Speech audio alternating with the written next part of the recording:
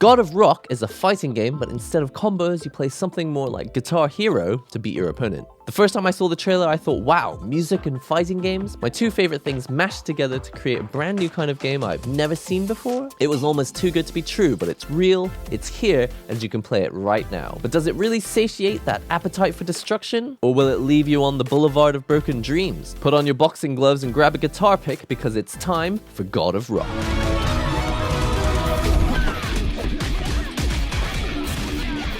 First up, thanks to Modus Games for providing the review copy of this game. God of Rock is unlike most rhythm games in that it's primarily focused on the competitive aspect. Other rhythm games have added multiplayer modes in the past, but they've often been additions to the main game. Now there might well be a very good reason for that, but let's first talk about what's actually going on here. The top half of the screen is like any fighting game. Two characters face each other with their life gauges at the top. If you hit your opponent enough, their life gauge falls to 0 and you win. But how do you do that? Well, that's where the bottom half of the screen comes in. Each player has a scrolling beat map, and if you hit the buttons with the right timing, you do damage to your opponent and avoid their attacks. Naturally, this leads to the $100 million question. If two equally skilled players play the same music game and no one makes a mistake, who wins? Well, that's where God of Rock introduces the fighting game elements. See, while your thumbs may be busy pressing a flurry of musical notes in time to the music, if you want to beat your opponent, you're gonna have to use your special moves to force them to make mistakes. See? Starting to sound more like a fighting game already. Well, it gets better because if you've played fighting games like Street Fighter, the special moves use the same technical inputs you know and love, like quarter circle or half circle rotations of the stick. They're called specials, but you can kind of think of them more like super moves with cooldowns. Not only do they inflict big damage, but they also drop extra notes onto your opponent's beat map, so with the right timing, you can make their life absolute hell. You also get another tool called EX moves, and these act a bit like super moves, but instead of cooldowns, you build up EX gauge before you can use them. If that weren't enough, you also get another tool called the Ultra move. It requires all 3 special gauges to be filled, but essentially does the same thing and inflicts more damage. Now, doing damage and throwing garbage at your opponent may sound like fun, but if both players do it, then it still feels like a glorified single-player game with half the screen being taken up by someone else. That's where the final element comes in, and it's kind of the aspect that finally turns it into a fighting game, and that's reversals. Much like a fighting game, you can choose to fight back if you react in time to your opponent's attacks. If you make the right decision, you can nullify the attack and hit them with your own. If you've ever played Puyo Puyo, you'll recognize this game mechanic instantly, and it's a smart way to integrate fighting game elements into non-fighting games. And really, that's basically it. As a concept, it's actually quite simple, but makes for a much more interesting dynamic than simply watching two people play the same beat maps they've memorized and just hoping that the other player makes a mistake by chance. In theory, it gives you the joy of playing a rhythm game with the thrill of defeating opponents with your well-timed special moves and speedy reactions. The best of both worlds, right? Well, that's where it slightly starts to fall apart. See, the best thing about rhythm games is that you get to hit buttons in time to music that you like. And the best thing about fighting games is knowing that you outplayed your opponent. But in my opinion, God of Rock kind of falls short on both fronts. Let's begin with the rhythm game aspect. If you played games like Project Diva, Dance Dance Revolution, Guitar Hero, Muse Dash, or one of the other bazillion other rhythm games out there, chances are you love playing them for the songs. Now, I'm not going to say that the music in God of Rock is bad or anything, but since it's also a fighting game, the match has to end when your opponent dies. That means the music could and will end at any given time during a song, and not you, the developer, or anyone can really say when that will happen. Since cutting a traditional song short would feel really awkward, God of Rock has a special set of tracks that have been composed especially so that they can end at any time. Let me repeat that. They can end at any time. As in, they're designed to be songs that you can just kind of stop listening to at any point and not feel anything. In this way, God of Rock takes a fundamental aspect of enjoying music and specifically engineered it out of the tracks in this game. Every track loops sort of aimlessly. I couldn't find any tracks that had vocals, and as a video game composer myself, I think the best description is probably necessarily mundane.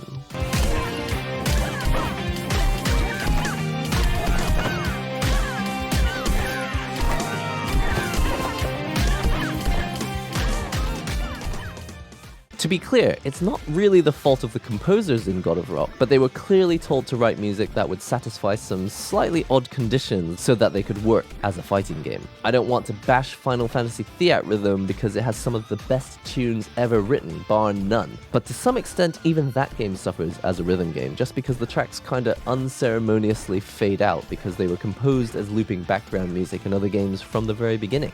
Okay, well, let's say that you don't mind the music. In fact, let's say you love the sound of someone aimlessly noodling on the guitar. That's totally fine. In fact, that's kind of what I do when I play guitar myself. But then you're hit by God of Rock's rhythm game itself. First of all, can you play every track in the mirror? Well, I hope so, because unless you stick to single player mode, every match you play you're going to have a 50-50 chance of being on the side you didn't practice as much. In a fighting game, this is something you just learn to deal with, and switching sides in the middle of a fight happens all the time. But in God of Rock, you're not just on a different side of the screen. The UI is quite literally backwards, so you'd better hope your muscle memory kicks in. Okay, let's say you're a 5-head and you can handle games rotated, translated, or flipped in any direction. Brilliant, but can you even play these tracks at all?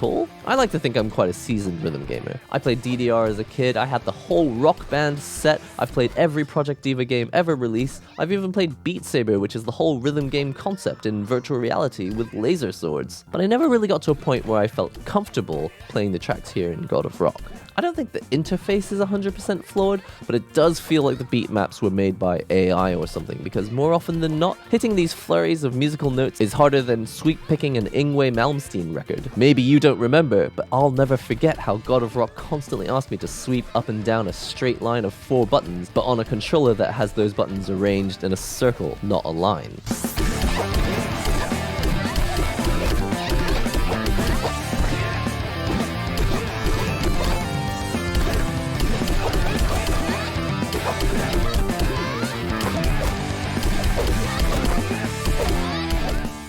In games like Project Diva, even on the hardest tracks, the passages are balanced so that you press the same button multiple times in a row and then have difficult passages here and there. That's on top of the fact that even though you've got 4 separate buttons to press, the musical notes generally follow a linear line that your eye can follow quite naturally. By comparison, God of Rock is like a Dream Theater solo from start to finish. Oh, right, yeah, by design, these tracks don't actually finish. Now, I've painted the difficulty in a pretty negative light, but only because a competitive game needs to balance accessibility if it wants to survive at all. If this were just a single-player game, then honestly, you could make it as difficult and unintuitive as you like, and it would probably still sell because lots of people love rhythm games, especially for the difficulty. But if the main draw of the game is playing against other human opponents, I really think it's worth rebalancing the difficulty curve. And requiring a healthy player base to make the game feel worth spending time on is just one of the challenges that God of Rock inherited when embracing the fighting game genre. Speaking of the fighting game aspect, I actually think the basic idea of a rhythm game with special moves to send garbage, do damage, and also have reversals for counterplaying your opponent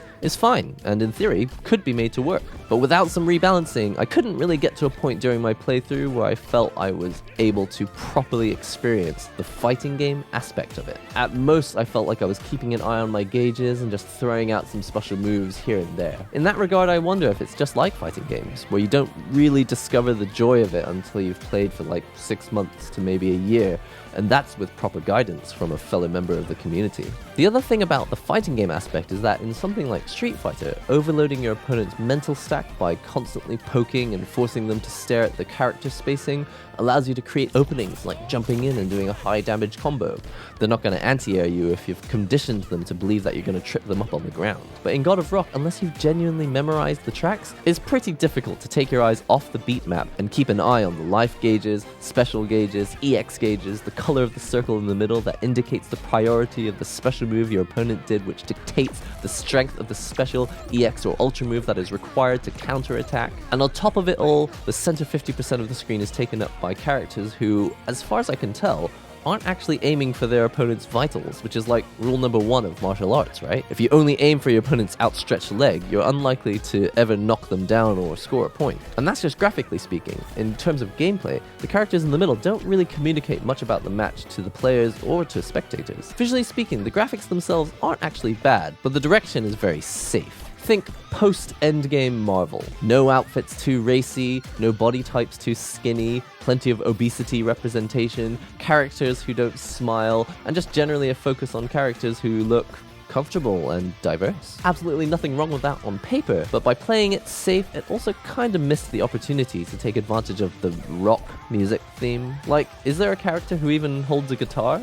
I'm just saying. When you get down to it, God of Rock is a good idea. No, a great idea. Take the best of what we love about music, mix it with the satisfaction of beating your opponent in a fighting game, and you have the recipe for a genre that, in theory, could grow itself quite naturally. In its current state though, the difficulty curve is likely to scare off the new players, and the existing players just don't really exist yet. Personally, I'd love to see Modus Games refine God of Rock a bit more post-launch, because with some redesigning of the beat maps, a UI that isn't backwards 50% of the time, and letting composers write tracks and vocals with actual song structure that goes beyond looping RPG battle themes, there's clearly some potential here. Listen, that's all I've got time for today. Be sure to subscribe if you found this video helpful, comment on your favorite rhythm game, and if you love music, you're sure to love this video too, so be sure to check it out next. I've been NihongoGamer, and I'll see you real soon.